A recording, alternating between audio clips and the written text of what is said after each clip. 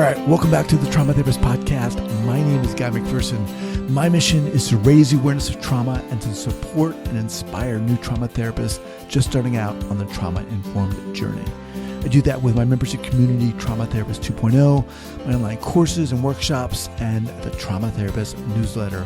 If you're a therapist of any kind and you work with individuals who've been impacted by trauma, I invite you to head on over to my website at thetraumatherapistproject.com. That's thetraumatherapistproject.com. All right, let's get started. Yeah. So 5, 4, 3, 2, and 1. All right, folks, welcome back to the Trauma Therapist Podcast. Guy McPherson here, and I'm very excited to have as my guest today, Dafna Lender. Dafna, welcome. Thank you. All right. So Dafna is an international trainer and supervisor for practitioners who work with children and families. She's a certified trainer and supervisor consultant in both Theraplay and Dyadic Developmental Psychotherapy. Her expertise is drawn from 25 years of working with families with attachment in many settings, including at-risk after-school programs, therapeutic foster care, in-home crisis stabilization.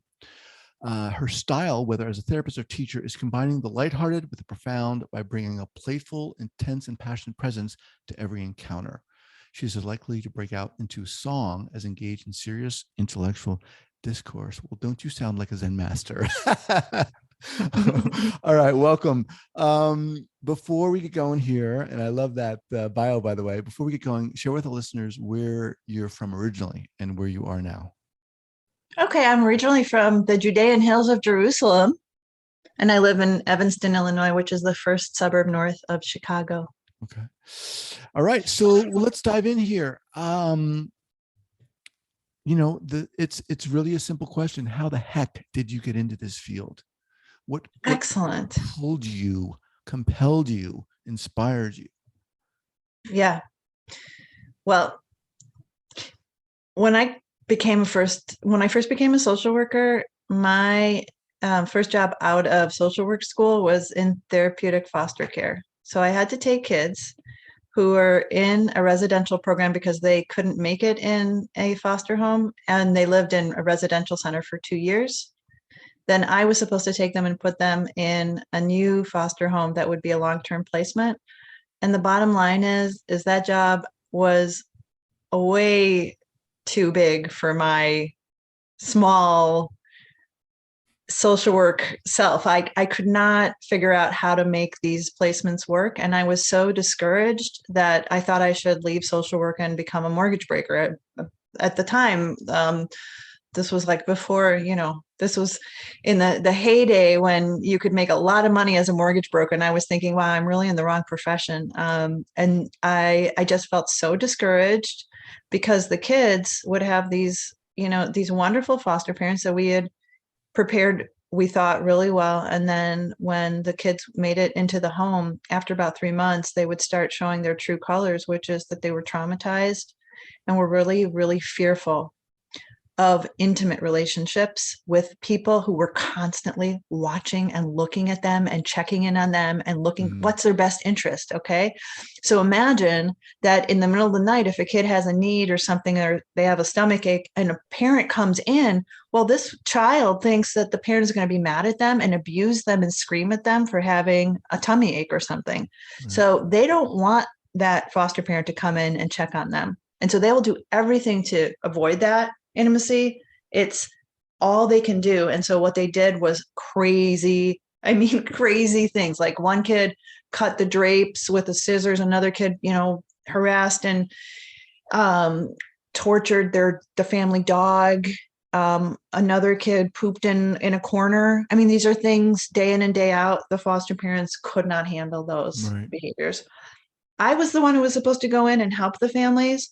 I had no resources. And so when I found the two modalities that I found at that time, really two gurus that I ended up meeting at that time, really were completely changed my personal life, of course, definitely my professional life. Those two people are Phyllis Booth, who is the founder and co-creator of Theraplay, which is a therapy for kids and families, and based out of Chicago. And Phyllis is literally my spiritual mentor, rabbi, teacher, mother. And then Daniel Hughes, who is a psychologist out of Maine that developed and created Dyadic developmental psychotherapy. Why these two things? Because they, simply put, they were really practical and they worked. And all I wanted, why did I come to this? That's a whole other story. Why did I become a social worker? Because I had trauma and I wanted to help kids. And this made me feel like I was helping. Okay. And so that's, yeah. Let me interrupt you for a second, because you're saying a lot of really good stuff, a lot of rich stuff. Phyllis Booth, Daniel Hughes. Yeah.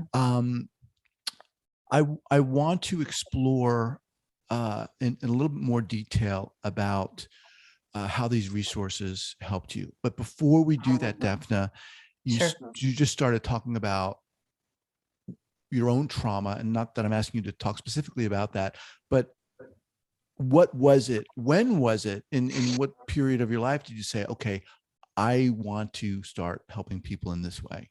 And what did you do? Gosh, probably from the time that I was, 3 or 6 years old, probably. So my background, nobody comes to this field in just to for purely, objective, I want to help the world. It comes from our history, and my family is a traumatized family with a Holocaust background and a father who is a war veteran and seriously injured in war. And then we emigrated from Israel really in a way that was extremely traumatic and disruptive. We were essentially kind of excised out, my sister and I, without being able to properly say goodbye, without ever knowing when we were going to come back again. And my mother following my father in this sort of kind of almost, I don't want to say abusive, but a very forced way of removing us from our family home and the only, in our home country. She had no voice in that. And I really took that in as it was my job to save her, because she was really, really downtrodden and had no voice. And that was my entire existence, was how to save my mom from my dad, and also the isolation of being essentially kind of a lost family in America, never really acclimated. And I embodied that dynamic between warring between my parents, and that really devastated me as like a teenager. And in my college years, I became so clinically depressed, and I had major addiction to basically food, sugar, binging and purging and things like that made it so I shut down. And that's when I got my first contact with the therapist that, reoriented me to this world of that this isn't my fault, that I'm not just a weak-willed person, and that I'm crazy, bad, or stupid. Mm-hmm. And then I said, wow, this is this is where I'm doing whatever he's doing, I'm doing. Right. Yeah. That's awesome. So that was the beginning of things. So what unfolded? Did you go to, did you pursue these classes in college or what? So when I graduated from undergrad and had that therapy experience, I then went to social work school. Okay. And then got this job in foster care. And the reason that I got into the job without really knowing anything specific about child trauma or about foster care and attachment issues that results from abuse and neglect, separation and loss, that kind of thing, wasn't particularly compelled to that. But once I got in, it was like this drama was occurring where these mm-hmm. kids were seeing these horrible things. And I remember them coming into the agency, having had one triad of siblings they saw their mother shot and bled to death in the bed that they were in together.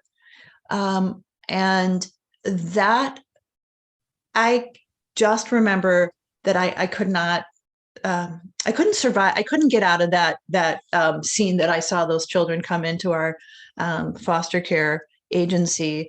There was nothing that could make me put myself back together to think I'm going to continue in this profession Mm-hmm. until I saw a woman who was a practitioner in Theraplay deal with one of those kids. And I thought, oh, okay, all right, let me take this next step and do this training, since my other option is to leave the field. And I did that. I took that training. It was a 4-day training. It was in Chicago. It was convenient enough. It didn't cost that much money. That was one of the things that changed my life. It changed my life because not only professionally, but one of the things that had happened was I had completely disconnected from my body by that point. And that was when I was 20, I would have been age 29.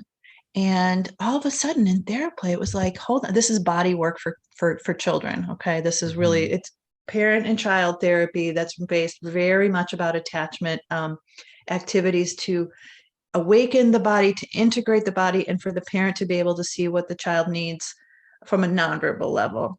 And at that moment, I remember going home from the training and thinking to myself, I can draw a bath and get myself in the bath and actually feel my body and the temperature of the water and the whatever, the soap bubbles, everything that sensual part that I completely had cut off from.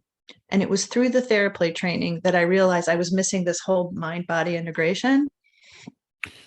And it was really a transformation, really changed my path in terms of my health. In that training, what specifically was that instructor doing that made that light go off for you? Well, I remember there was a kid that was adopted from China, and we were watching a live demonstration of working with her. And being adopted, you're in an orphanage, you don't get picked up and you don't get held and fed on, on demand, but more on a schedule. And the attunement to the body's needs, hadn't been present for her. Well, for some reason, so she was then 4, and I was watching Phyllis, who was the therapist and the trainer, really help to notice the nonverbals. The child would look one way, and then the Phyllis would make something of it, like, oh, you want that, you're reaching for that. Let me get that for you. Or, oh, your hands are cold. Let's warm them up for you. Or when she fussed, they sang and rocked her and things. And I noticed real similarities between that girl and myself, and the focus on the body's engagement, the body's physical comfort, and what it means to co-regulating a child. That's what they demonstrated in that therapy or in that training.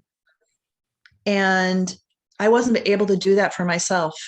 It's a real conundrum, because I don't know, my mom, my own mother, who passed away, she actually did do a lot of those things. And yet so much of the attunement was also missing. So it was really confusing to me.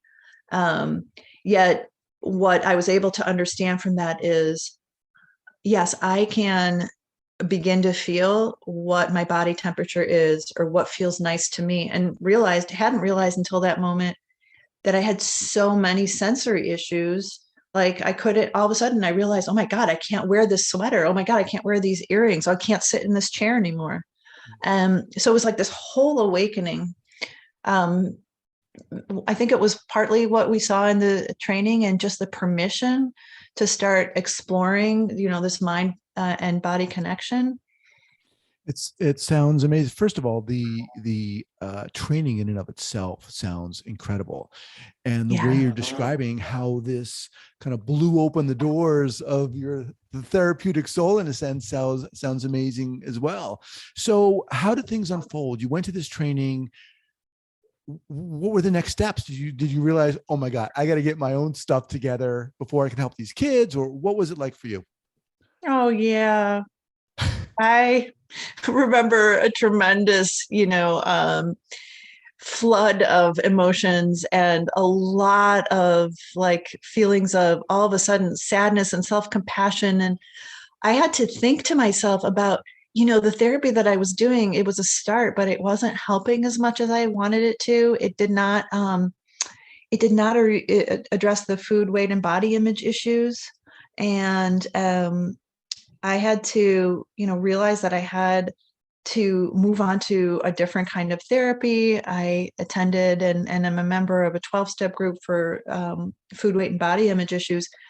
And a lot of that centers around getting out of one's way in terms of one's ego. A lot of the thinking in addictions has to do with like, I'm the most messed up person. Everybody doesn't like me. I am, that paralysis of shame. And then the part of thinking that you're in control of everything.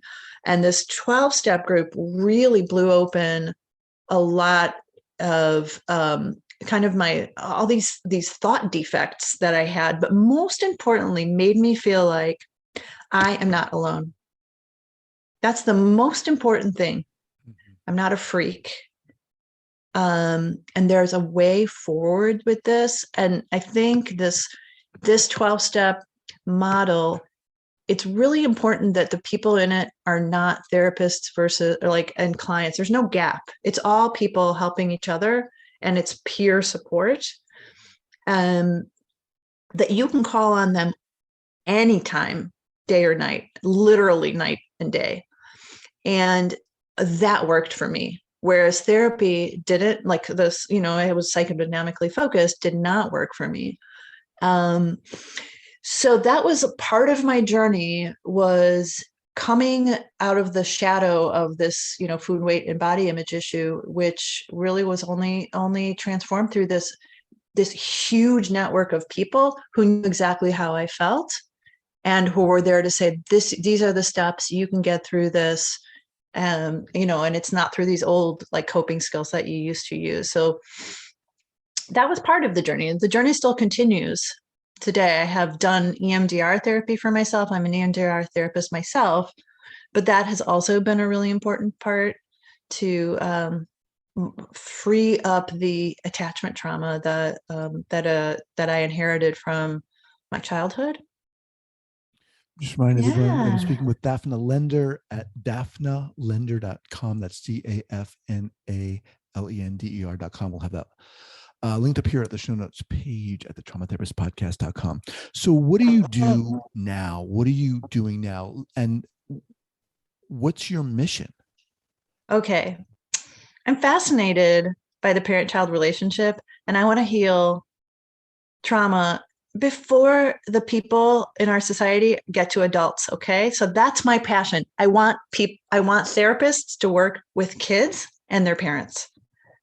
A lot of therapists, Guy, work with adults. You know why? Because kids are super messy. You got me? They're crazy. I mean, they will call your bluff before you can say, good morning. Right. And it is so messy to work with kids and their parents, because there's nothing more triggering to parents than their children. And parenting is the biggest like spiritual and existential conundrum ever, because we're supposed to be selfless with them, but we're super selfish about them. We're supposed to be, altruistic, but we've got to have boundaries. There are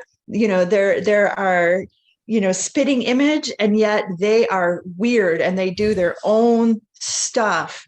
And the tension between that gap of like, how much are they pleasing me and kind of molding, how much am I supposed to mold them in my image? That touches on the deepest non-conscious parts of parents' own attachment history. And I'm fascinated with the journey that parents make as they're helping their children grow up and holding their children, giving them enough of that holding environment to be able to guide them and support them while letting them be, let them be themselves. And so I'm interested in that, because I think a lot of really like small T traumas happen within the attachment relationship of very typical families. So not necessarily the abuse and neglect of the foster care system that I had been working in. So I do parent-child therapy. It's attachment-based. I call it integrative attachment family therapy, because it integrates all of the learning that I've done over these 25 years. And it combines Theraplay and DDP plus EMDR and just a lot of the somatic work that I've been interested in. But so I'm a trainer and I'm a supervisor, and I want first, one thing, what drives me, one thing that it drives me is to convince therapists to focus more on children in the family and work directly with them and bring them into the session and ask about them. Okay, so that's the prevention part. Now, do you have courses on this for therapists? Yes. Okay. Okay. So, talk a little bit about that. So people listening to this obviously are therapists, they're survivors, they're coaches of all kinds and so forth. Who are these courses for? I have the majority of my courses are for therapists, and because I am a trainer in DDP and in Theraplay. So DDP is Dyadic, Developmental Psychotherapy, and Theraplay. Those courses are for therapists. I run another training that is a more general training called Integrative Attachment Family Therapy, IAFT, and that is for therapists and also for clients like families, because they get a lot out of just knowing the information and be able to kind of work on it on their own. And then I have a smaller program for parents called Reflections for Parents about their own attachment history and helping them to separate out their sort of what's their own issues and demons and help guide them to be more regulated and so that they can meet their child where their child is at. And that's all those programs are available, in more detail on the website, on my website, if people want to read about the different programs. We'll have those linked up again here at the show notes page at the traumatherapistpodcast.com. All right. As we close down here, I worked with kids for a bit, so I know exactly what you're talking about. But I want to hear from you, Dafna, what it was like for you in the beginning. I want you to, if you can, share like an early clinical error. Okay. Let me think about an early clinical error. Because I know if you're working with kids. Oh God, there were so many of them that, I can remember an occasion, a pretty painful occasion where I'm a pretty exuberant force in the therapy room and can sometimes get kids riled up, but I can't bring them back down. And these are kids who have trauma, right? So you excite them, by, let's say, throwing cotton balls around or balloons, and then somebody kicks somebody by mistake and they're off to the races. In their minds, we've created an abusive situation. And I was trying to, so this kid was kicking and then slamming the door and different things that, were dangerous, like trying to knock things over. And I saw that the parent was immobilized and didn't know, they was kind of looking to me. And I tried to make it into a playful interaction, because that's what I thought that I was supposed to do. I was supposed to keep the connection. I was supposed to not shame them. I was supposed to show them that I wasn't afraid of their anger. And that really set that, one kid in particular off, and he thought that I was egging him on or teasing him more. And so he ended up sort of like punching and kicking his mom. And I insisted on continuing to be playful. So it was a real lack of attunement on, he needed a lot. First of all, he needed a lot less stimulation, and he needed some real quick putting some boundaries around his behavior, which I didn't do. And I think that I really kind of re-traumatized that parent and child dyad. And I just remember them walking out of the office and down the elevator. I escorted them, and although those doors closed, I saw those two were looking like, what just happened, deer in the headlights. Yeah. And it was super, I mean, it took me days to settle down from that because I Right. knew that it had gone crazy. I really appreciate you sharing that. Yeah. I mean, obviously you've been doing this long now for 25 years. What is it now at this point do you feel helps you get in there and work with the kids and the mom and the parents? Okay. Yeah. Well, one thing is I feel like I prepare parents a great deal by letting them know, hey, I'm going to be the boss in here and I'm going to be in charge, which means I'm going to have to call you out on things. And is that okay?